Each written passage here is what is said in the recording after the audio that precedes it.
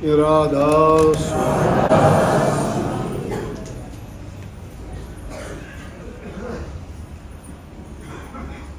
जितनी वाणी सुनने में अच्छी लगी थी उतना ही उसका मतलब भी बहुत गहरा है। हर चीज़ के मायने होते हैं और उसका गुण का कब पता लगता है, जब हालात वैसे गुजरते हैं। जब तक आदमी उस हालात से नहीं गुजरता उन बातों का मतलब और उनके मायने नहीं समझ में आते। बहुत अच्छी बात कही है कि मन सच्चा फिर डरना क्या। सच्चे मन का मतलब है विश्वास के साथ। जिस इंसान का विश्वास दृढ़ है, हृदय पवित्र है, तो फिर उसको डर भय किस चीज़ का है। हम तो रात दिन डरते हैं। कभी डरते हैं बीमार ना हो जाएं, कभी डरते हैं कि हमें रोजी रोजगार कैसे चलेगा, कभी डरते हैं कोई दुर्घटना ना हो जाए, कभी कोई ख्यालात आता है दूसरों को देख के मेरे पास ये चीज़ नहीं है। डरने का मतलब हमारे विचार लड़खड़ा जाते हैं उससे। तो ये वाणी में कहा कि दिल में अगर सच्चाई है, और सच्चाई किस चीज़ की होती है, नाम भक्ति की। जब नाम भक्ति की सच्चाई की ओट आपने ले ली, फिर डर किस चीज़ का। बात बात पर नखरे किस बात के, फिर बात बात पर डर और भय किस चीज़ का। जैसे कहीं कि भोजन कैसा भी हो, फिर अलूना और सलूना क्या। जीने के लिए तो आदमी को अन्न की ज़रूरत है, स्वाद की ज़रूरत नहीं है। स्वाद तो इंद्रियों का मज़ा आनंद है।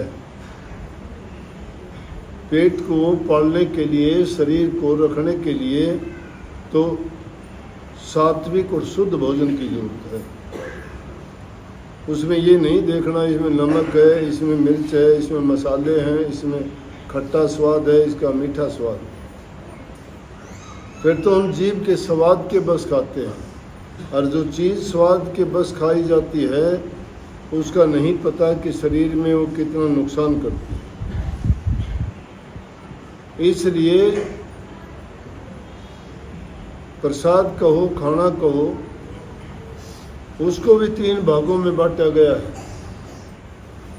तमोगुणी, सतोगुणी और रजोगुणी। ये 3 गुण हैं और 3 गुणों के अनुसार ही भोजन होता है। एक साधक को, सत्संगी को, भक्ति करने वाले इंसान को, उसको तो शुद्ध और सात्विक भोजन लेना चाहिए। तामसी भोजन खाने से इंसान के विचार ख्यालात दूसरे हो जाते हैं। तामसी भोजन में कौन सी चीज़ आती हैं? नमक, मिर्च, मसाले, घी, मक्खन, मलाई, ये चीज़ तामसी। इनको खा के आदमी महसूस करता है, लेकिन विकार ज़्यादा पैदा हो जाते हैं। बात बात पर क्रोध आ जाना, क्रोध आता है तो लड़ाई झगड़े होंगे, मन विचलित हो जाना, विचार दूषित हो जाना। जब ये हालत होगी तो इंसान की स्थिति डामाडोल हो जाती है। और जो सतोगुणी भोजन है, ये तो तमोगुणी भोजन था, राक्षसों का भोजन होता है। रजोगुणी भोजन गृहस्थियों का, आम लोगों का होता है। लस्सी, मट्ठा, दही, चावल, सब्जी, रोटी आम भोजन है। वो उसमें ये आजकल के पिज़्ज़ा, बर्गर ये खाने की ज़रूरत नहीं। इसीलिए साधकों के लिए टाइम बताया गया, खाने का टाइम, संगति अच्छी, उठने का टाइम, सोने का टाइम। इनका ना उठने का टाइम है, ना सोने का टाइम है, ना खाने का टाइम है, ना पीने का टाइम है, ना संगति का पता है, ना भजन बंदगी का पता है, क्या करेंगे? सत्संगी आदमी को टाइम पर सोना, टाइम पर उठना। जो इंसान सूरज उगने के बाद में उठता है, पूरा दिन उसकी सुस्ती नहीं जाती। हमारे देश की परंपरा रही है, जो ब्रह्म मुहूर्त में उठ के प्रभु को याद करता है वो आदमी स्वस्थ रहता है, रोग बीमारी से मुक्त रहता है, विचार उसके शुद्ध और पवित्र होते हैं, उसका मन भक्ति में लगता है, उसके घर में लक्ष्मी का वास होता है, घरों में सुख शांति समृद्धि खुशहाली आती है। और जो इंसान रात को तो देर तक जगते हैं, अनाप शनाप खाने का टाइम नहीं, 10 बजे 11 बजे खाना खाने का टाइम है, सोने का टाइम होता है तो उनकी राक्षसी बुद्धि हो जाती है। वो दिन के टाइम तो मुंह पाटते फिरेंगे, क्यों? सोने का टाइम रात थी जब तो सोए नहीं। बात तो मैं भोजन की कह रहा था, लेकिन ये बात बीच में आ गई। लेकिन ये भी एक बड़ी बात है, जो भजन करने वाले हैं उनको इन चीज़ों की ओर गौर करना चाहिए। और वैसे भी ये तो आम शिष्टाचार की भी बात है। आप लोगों के भी 2-4 में भी अगर बैठे हो, जैनी साधुओं में अगर कोई जैन धर्म का मानने वाला भी होगा ना, और वो तुम्हारे से बात करेगा, हाथ लगा लेगा मुंह के सामने बात करते हुए, कि उसके मुंह से निकला हुआ कोई हवा का या कोई उछलने वाला थूक या कोई ऐसी कीटाणु उसके तुम्हारे से ना टकराए, हाथ लगा के बात करेंगे जैनी होंगे। अपना थोड़ा ये है, अपना तो कोई सौदी नहीं है, ना खाने की ना पीने की। 5 बजे आओ तो रोटी खिलाओ हमने, दिन में 4 बजे आओ तो हमने रोटी खिलाओ, सवेरे 2 बजे आके खड़े हो गए तो कहीं खाना खाएंगे। अरे खाने का भी टाइम होता है, जो अनाप शनाप टाइम पे खाते हो। ये बताओ, गंद खाना तो कुल्डी में फेंका जाता है, मन में वह चीज़ फेंक दी। जो चीज़ आपको अच्छी लगी, खरबूजा दिखा खरबूजा खा लिया, तरकाकड़ी दिखी वो खा ली, आम दिखा वो खा लिया, रोटी दिखी वो खा ली, लासी मिली वो पी ली, कड़ी दिखी वो क्या किया। यूं ही भक्ति थोड़ी होती है कोई। हमारे ऋषि मुनि थे, त्याग कराया करते, तप कराया करते, साधना करते थे, उनके तरीके थे ये। हमारे लिए शुद्ध और पवित्र भोजन कैसा? नंबर 1 अपनी कमाई का होना चाहिए। जो अपने हक हलाल की कमाई का खाता है शुद्ध भोजन होता है। जो चोरी का, डकैती का, इधर उधर का, हेरा फेरियों का, ऐसा अन्न जो इंसान खाता है उसके कभी शुद्ध विचार नहीं हो सकते। फिर दूसरी चीज़, भोजन सादा होना चाहिए। सादे भोजन में चावल खाओ, दाल खाओ, सब्जियां खाओ, रोटियां खाओ, सादी रोटी। ज़रूरत के मुताबिक आपको दूध, लस्सी, आम अपना भोजन है, अपने देश के भौगोलिक परिस्थिति के अनुसार वैसी ज़रूरत की चीज़ें खाओ। लेकिन ये क्या नकल होगी दूसरे देशों की? हमारे देश में पिज़्ज़ा और बर्गर का क्या मतलब? हमारा पिज़्ज़ा बर्गर तो बाजरे की रोटी पर ग्वार की फलियाँ वो बना के निचोड़ के नून मिर्च मिला के वो खाया करते, उस पर का आनंद पिज़्ज़ा में आओ है क्या? पिज़्ज़ा में तो मेरी बीमारी बढ़ जाती है, सारा दिन जलन होती है, पानी पीते रहते, पता नहीं किस चीज़ का क्या बनता है, लेकिन स्वाद के बस खाते हैं। तो ऐसा खाना खाने से इंसान के पेट में जब ये गैस और इस तरह वाली चीज़ जब बन जाएंगी तो वो उसके दिमाग में चढ़ जाए, फिर उसके अच्छे और शुद्ध विचार नहीं रह सकते। तो इसलिए इस वाणी में ये कही कि ऐसा जब भोजन तुम खाते हो, वो अलूना और सलूना क्या सोचते हो? अलूने सलूने की ज़रूरत ही नहीं है। शरीर को जिंदा रखने के लिए भोजन खाते हैं, या भोजन खाने के लिए जिंदा नहीं है। शरीर को जिंदा रखने के लिए खाया करो, भोजन के लिए ना जिया करो। कोई मरता नहीं है। व्रत करने की प्रथा क्यों चली थी? ये व्रत करने की प्रथा यही थी कि वैसे पेट को, मशीन को आराम नहीं मिलता था। जो भी खाते हो, पेट के जितने भी कण पुर्जे हैं उनको काम करना पड़ता है उसको हजम करने के लिए। जितनी चीज़ खाते हो उसकी पिसाई होती है, घुटाई होती है, पानी अलग निकालते हैं, उसका अगर खून बनता है, खून से शरीर की ज़रूरत की चीज़ें दूसरी उसमें बनती हैं, तरह तरह की उन चीज़ों के हमें नाम भी याद नहीं, कोई विटामिन ए, कोई विटामिन डी, कोई विटामिन सी, कोई और जितनी शरीर में ज़रूरत है वो सारी की सारी चीज़ निकाल के, और बाकी का जो अड़ंगा होता है वो तो हम पास कर देते हैं, बाहर कर देते हैं। अगर गंदा पानी है तो पेशाब बना के, और अगर दूसरा सामान जो ख़राब है उसको पखाने के रास्ते निकाल देते हैं। शरीर में ज़रूरत की चीज़ें रख ली कि नहीं रख ली। इसलिए जो चीज़ें ठीक ढंग की खाई जाती हैं वो शरीर में अच्छी चीज़ें पैदा करती हैं, और शरीर में अगर और बुरी तरह की चीज़ डाली जाती हैं तो बुराई पैदा करेंगी। तो इन चीज़ों की तरफ जो ख्याल करता है इस उनके हमेशा अच्छे विचार रहेंगे, मन में उनके शांति रहेगी, नई नई उनके दिमाग में उपज होगी, अच्छा करने की सोच रहेगी, उनके मन में परहित पर उपकार दूसरे लोगों के अच्छा करने की नीयत रहेगी। वही आदमी पुण्य धर्म और भक्ति के रास्ते पर चलते हैं। और जिन लोगों का नीयत खराब हो जाती है ना, नीयत जिसकी खराब हो जाती है उसकी कोई दीवार डोरी मर्यादा नहीं है, वो इंसान डिग जाता है, डिगे हुए इंसान का कोई ठिकाना नहीं। इसलिए इंसान वचन का पक्का होना चाहिए, खाने पीने का उसकी मर्यादा और नियम होना चाहिए, बोलचाल उठने बैठने का शिष्टाचार के तरीके होने चाहिए, ज़बान में मिठास होना चाहिए, अच्छा बर्ताव और व्यवहार होना चाहिए। जो यहाँ आके भी तुम ये चीज़ नहीं सीख पाते हो तो घरों में क्या करोगे? अपनी बहुओं को क्या सिखाओगे? तुम्हारी लड़कियों को क्या सिखा के भेजोगे? तुम उनको ये सिखाओगे दूसरे घर में जाके ऐसा करना?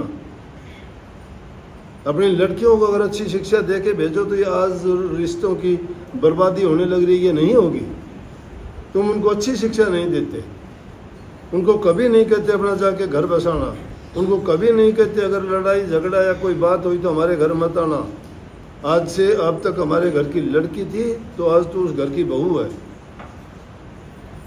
अरे जो अपने संतान की, अपनी औलाद की बुरी बात को जो समर्थन करता है वो उसका दुश्मन है, वो उसका अपना नहीं है। एक गलत काम करता है कोई और उसका माँ बाप उसको सपोर्ट करता है तो समझ लो उसने बर्बाद कर दिया उसको। और एक बच्चा गलत रास्ते जाता है और कोई आपको कहता है कि आपका बच्चा गलत है तो आप बच्चे को सुधारने की बजाय उससे झगड़ा करोगे। ये नहीं सोचते कि इसने तुझे सही बताया, तेरा लड़का ठीक नहीं है तो उसको सुधार पे लेके आ। और वो माँ बाप उसकी गलती के लिए जब उसकी गलती छिपाने की कोशिश करता है वही बच्चा आगे जाके बर्बाद होता है। इसलिए जब कोई बुराई पनपती है बच्चों में, जब भी कोई गलत रास्ते पे चलते दिखाई देते हैं या कोई इंसान अच्छी बात बताता है तुम्हें, तुम्हारी संतान के बारे में, तुम्हारे घर परिवार के किसी सदस्य के बारे में, तो आदमी को उसको सोचना चाहिए। ये नहीं कि तुम तो मेरे बच्चों की बेइज्जती करते हो। दूसरा दूसरे की बच्चे की बेइज्जती क्यों करेगा? क्या मतलब पड़ा? अगर कोई किसी को बताता है, उसके हित की बात बताता होगा, वो अपना मानता होता तभी बताता होगा। अगर वो उसको दूसरा ही मानता है तो उसको क्या मतलब? वो तो कहेगा जा। महापुरुषों ने कहा है कि बहते को मत बहन दे और गए के राखो ठोड़, जो बहता रुके नहीं तो धक्के दे दो। जो आदमी लाइन से भटकता है तो रोकने की कोशिश करो। अगर नहीं मानता है वो और फिर भी भटकता है तो छोड़ दो उसको, छोड़ दो, तुम्हारा क्या लेना देना। अब हम तो ऐसी जगह पे हैं, दुष्ट आदमी, चोर आदमी, ठग आदमी, बुरा आदमी, शराबी, कबाबी, जैसा भी आता है हमें भी बुरा बोल के चला जाता है, लेकिन हमें फ़र्क नहीं पड़ता। हम चाहते हैं समाज के लोग अच्छे रास्ते पे चलें, बुराई को त्यागें, अच्छा जीवन बनाएं। उससे हमें फ़र्क नहीं पड़ता। एक अच्छा काम करने के लिए हम जब आए हैं तो हम अच्छा काम करेंगे। गलती करने वाला तो गलती करेगा, लेकिन हम भी उनकी गलती करने वाले के साथ गलती करने लग जाएं तो हम उससे भी बुरे गलत होंगे, उससे भी पहले गलत होंगे। नहीं, गलत करने वाले को सही रास्ता दिखाओ और उसके साथ अगर तुम भी गलत करना सीखते हो तो फिर तो बर्बादी है। इसलिए अपने लड़कियों को, अपने बच्चों को, अपने बहुओं को अच्छी शिक्षा दो। बहू हो तो कहो कि हम चंद रोज़ के मेहमान हैं, घर तुम्हारा, परिवार तुम्हारा, जो भी कुछ करते हैं तुम्हारे लिए करते हैं, तो किसी बात पर तकरार या मन मुटाव करना तुम्हारा बेकार है। बहू मैं कहता हूँ सेवा करेंगी तुम्हारी, लेकिन तुम तो बहू से आते ही पहले मुंह सुझा लेती हो। बताओ तुम्हारा क्या उठा लिया? उनको उल्टे सीधे ताने देते हो, तेरा बाप भिखारी है, तू घर से क्या लाई है, तेरी माँ ने तेरे को क्या दिया है, तुम्हारे खान नहाने के लिए क्या है। ये ताने किसी को दोगे और किसी के आत्म सम्मान को ठेस पहुँचाओगे तो वो किस तरह से उसको बर्दाश्त कर लेगा। उनको उल्टा सीधा बोलने के बजाय अगर वो कुछ भी नहीं लेके आती तो बाहर जाके कहो हमारी बहू बहुत लेके आई अपने घर से, और उसको दूसरी कहेंगी कि तू तेरी सास कह रही थी तू बहुत लाई है तेरे घर से, क्या सोचेगी अपनी सास के बारे में? सिरा माथे पर बैठा लेगी उसको। तुम तो सब कुछ लाया हो तो फेंक दोगे कि छीन रहे लाई फेंक दे, किसी को दे देना, हमारे काम के नहीं। तुमने बर्बादी का रास्ता चुन लिया। समझ की बात है। अगर वो कुछ भी नहीं लेके आए तो भी ये कहना चाहिए हमारी बहू बहुत लेके आई है। फिर देखो तुम्हारे साथ तुम कितना अच्छा बर्ताव करती है, लेकिन ये समझ नहीं है, उल्टी जी। उसको तुम मानते नहीं हो, अपनी लड़की नहीं मानते, अपनी बहू नहीं मानती। तुम तो ऐसे सोच लेते हो कि अब हम तो घर से निकलेंगे, इसने तो घर रुकवा लिया। अरे घर तो उसी का है, आगे वो। अगर नहीं आए तो फिर कहते हो घर का ताला खुल जाए, हमारे लड़के की शादी नहीं हो, क्या करें? फिर जाते हो कहीं कहीं दूसरी जगह, फिर न जाति देखते, ना धर्म देखते, ना कुछ नहीं देखते। समझ की बात है, अपनी समझ को बदलो, अच्छे समाज की स्थापना करो। ये बुरे रास्ते पे चल पड़े, समाज बिगड़ता चला जाएगा। ये तुम्हारी और ये शिक्षा माँ दे सकती है घर में। पिता का इतना अच्छा रोल नहीं है, उसको तो बेचारे को पता नहीं, वो तो धंधा करेगा, कमा के ला देगा। आजकल तो खैर लड़कियां भी कमा के लाती हैं, फिर भी पिता और माँ में फ़र्क है। माँ बच्चे पैदा करती है, उसको ज़्यादा बेरा है, माँ का ममता है, माँ का प्रेम है बच्चों के प्रति। वो उनकी सोच, बोल चाल, ढंग, तरीके, उनके आचार विचार को अच्छी तरह समझ सकती है। आदमी इतना नहीं समझ पाता। इसलिए अच्छी सोच रखने वाले अपने घरों को स्वर्ग के समान बना लेते हैं, और जिनको डाका मारने की आदत जो पड़ जाती है ना, वो दर दर की ठोकर खाते हैं। अच्छी भली जगह से भी निकल के ठोकर खाते फिरते हैं, और वो ऐसे लोगों के जाके झाड़ू निकालते हैं जिनको टुकड़ा मुहैया नहीं होता, और वहाँ कुत्ते की तरह बैठे रहते हैं, जहाँ इंसान की कदर इज्जत नहीं होती। क्यों? उनको पता है कि वो किस दर्जे का ऐसा इंसान है। हमने देखे हैं ऐसे ऐसे शराबियों को हाथ जोड़ते हुए कि एक घूंट शराब की मिल जाए, तन पर कपड़ा नहीं, घर छूट गया, कमाना छोड़ दिया, काम धंधा छोड़ दिया, नशे में पड़ के शरीर उसका समय से पहले बूढ़े हो जाते हैं, रोग बीमारी लग जाते हैं। क्या जीवन है? क्यों ऐसी गंदी आदत डालते हो? खाने के लिए बहुत अच्छी चीज़ें प्रकृति ने दी हैं, सेब खाओ, अंगूर खाओ, टमाटर खाओ, कितने और भी ऐसे ऐसे फ्रूट देख के मन भरता है, जिनसे खून की वृद्धि होती है, बुद्धि सात्विक रहती है, जीवन लंबा होता है, अच्छी उम्र जीता है, किसी को दुख नहीं, कष्ट नहीं, ना कोई बर्बादी, खुशी और आनंद ही आनंद रहता है। इसलिए ऐसा जीवन जीने का जो प्रयास करता है, जिसका मन और बुद्धि शिथिल और शुद्ध बन जाएगी, वो प्रभु की भक्ति भी करेगा। सबको बहुत बहुत आशीर्वाद। राधा।